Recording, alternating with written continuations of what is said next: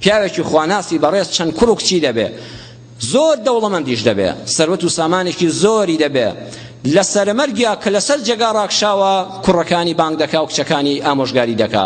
ئەڵێ کوڕ و کچەکانم ماڵێکی زۆرم کۆ کردوێتەوە بە ڕەنجی شان و عەرەقی نێوچەوان پەیدام کردووە، بەخوا ڕەن بە حرامیشی خوا بمبەخشێت تێکەڵاو بوێ لەبەر خاتری ئێوە.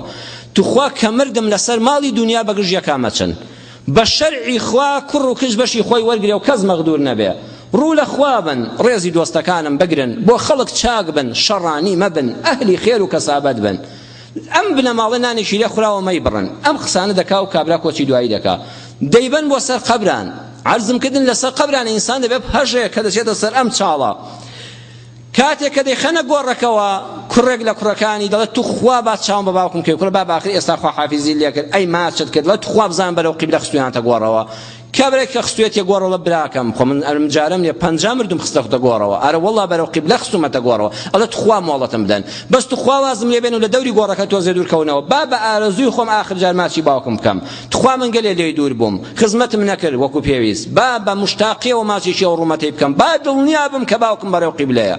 ئەڵێن قەیچێکە، ئەڵێ تخوا تۆزێ دوورکەونەوە لە گۆڕەکە، تۆزێ چاڵەکە چۆڵ دەکەن و ئەوە لەو کاتە دەڕواتە سەر باوکی. بەڵام بەڕێزان تۆ بڵێ شەیطان یان فریشتە ڕێنمایی ئەم پیاوەی کردبێت، تۆ بڵێ وەندە دڵسۆز بێ نەبەخوا، لەو کاتە ئیستیمپایەکی مۆر دەردێنێ، عەقدێکی پێشوەختیش حازر کردووە کە با من فڵان کەس باوکی فڵان کەسم ئەم خانووە گەورە بێلایە کە مڵکی منە بەو کوڕەم فرۆشتووە، هەمووی بە تایپ و ئامادەکراوی حازر کردووە پەنجەمۆری باوکی کە 5 دقه 10 دقه چارەجێک.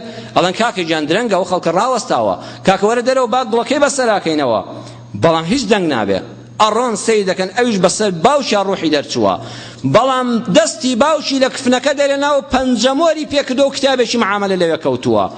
سبحان الله بۆی لەو کاتە فرسەت بێنە زەربە لە بەراو خوشکەکانی دا بڵێ باوکم کاتی خۆی و خانووی پێفرۆشتمەوە پەنجەمۆری خۆیەتی، ئێوە نەتانزانیوە لەناو قەبرە، بۆیە ئەو بەسەریان بەسمەتون فی القەبر، پەنجەمۆری ناو گۆڕ ئەوەش هەیە لە دنیادا.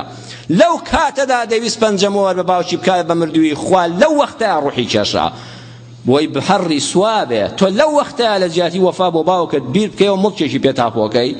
بەڕێزان ئەمەش لە دنیادا هەیە کە تۆ ئینسانێکی بەڕێزی و بیر لەمانە ناکەیەوە کە دەچێت سەر قەبران فرمێسک بە چاوتا دێ، ئەوە خوا خۆشی دەوی، ئەوە ئاگادار بە ئەم ئیمانە لەدەست نەدەی.